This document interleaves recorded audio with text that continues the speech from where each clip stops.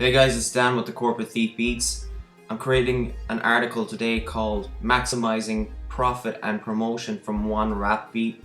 I'm creating this article to help other beat makers online promote just one rap beat and how to get the maximum amount of promotion and profit from one rap beat.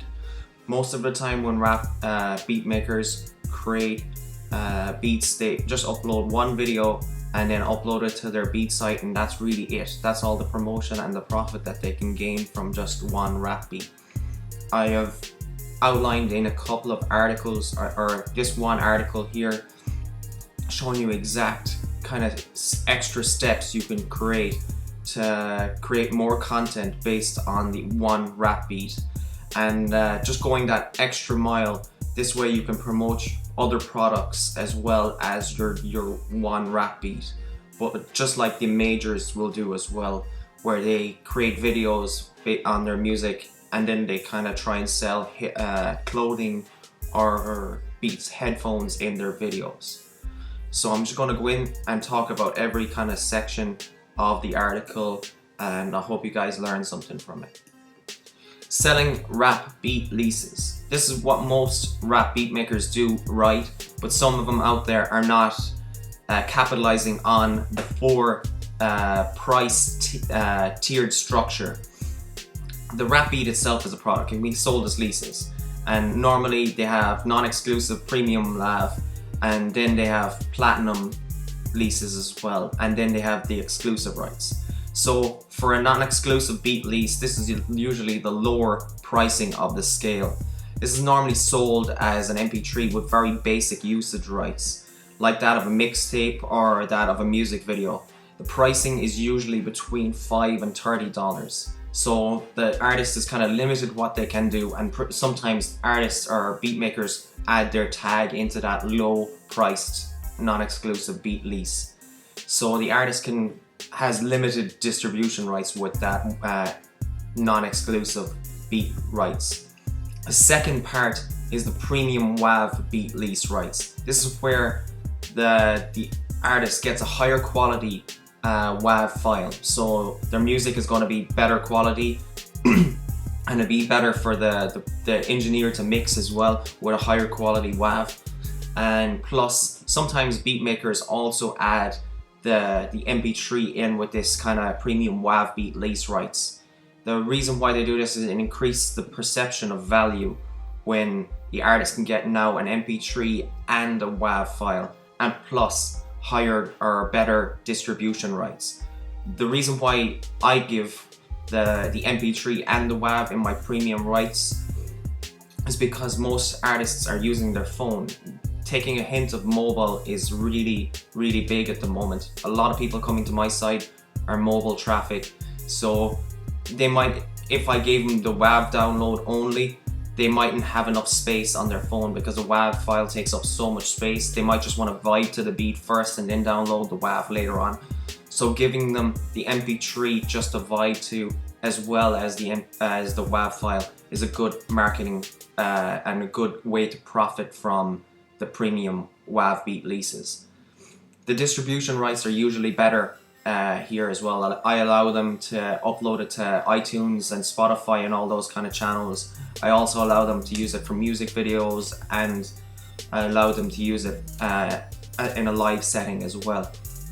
So the artist has a better perception of the value of that premium WAV beat rights, and they get better value from that section. Usually the price point most beat makers follow is between $19.99 and $49.99, so roughly around 20 to 50 bucks, because they're getting better distribution rights, they're getting the MP3 and they're getting the WAV file. So the platinum tracked out beat lease is usually the top tier of the lease market. Tracked out leases are usually purchased by very serious artists.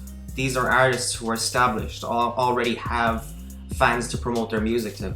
So beat makers usually give the tracked out files of the session files of the beat itself. This is really because the engineer of that artist really wants to mix it in conjunction with maybe the vocals, the singer's vocals, and then maybe kind of ad-libs and stuff that are in the mix. and sometimes the synthesizers that you were trying to make stand out are kind of in the way of the vocals, and the engineer really wants creative control over the music. That's why the tracked out lease exists.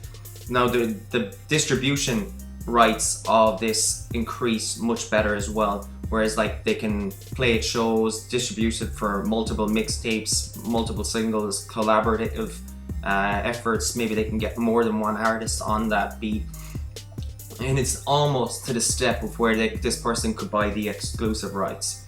It's really like the highest tiered and highest control the artist has, and most rap artists use this type of lease so that the engineer can really tailor the beat to the song that the artist has created. They tend to only use lease beats for mixtapes, live shows and stuff like that. It's a good idea for upcoming artists to buy tracked out leases, as they're kind of cheaper than exclusive rights, but then they do really give them more control. But you kind of have to really explain the benefit of this platinum tracked out lease to actually sell it.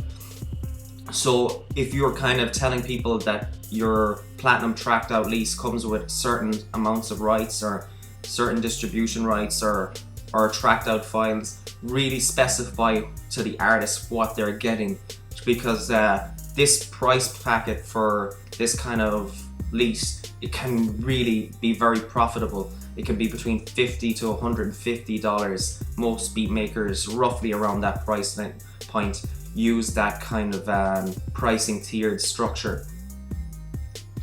Last but not least is the exclusive rights. Now when you sell the exclusive rights, you kind of limit a lot of the stuff that you can do with that one beat afterwards. But then again, if you're selling it for a very high price, it might be just what you actually want. So this is the final tier in the pricing model that most beat makers actually commonly have on hip hop beat sites. This license is an official contract between the rap artist and the beat maker, and then the artist has the only rights to that particular beat. So the beat maker can no longer put it on his site. He can no longer promote the beat or sell the leases anymore. So you're kind of limiting the profit that you can create after this one beat. But then again, if you sell it for high enough, it might be exactly what you want. Now the beat maker still has publishing rights. Most beat makers keep their publishing rights. It's the song that the artist creates publishing rights to. So be careful what kind of rights you actually give away, and be very clear to the artist as well. Don't kind of have it in small kind of writing. If you're getting a contract, most kind of sites have kind of template contracts for exclusive rights, and maybe kind of take a heed of other beat makers and how they kind of create their contracts and what kind of rights they give away. Be very careful with this kind of section, selling exclusive rights. If you give all the kind of publishing rights to the artist, you'll lose any kind of profit or any kind of royalties that you can make in the future. So let's be very careful with this pricing point, and be very careful on how much you sell it for. If you think the beat has a value and it is worth a lot of money, maybe you should really kind of ask a lot of money from it then. Usually between $500 to $2,000 per beat.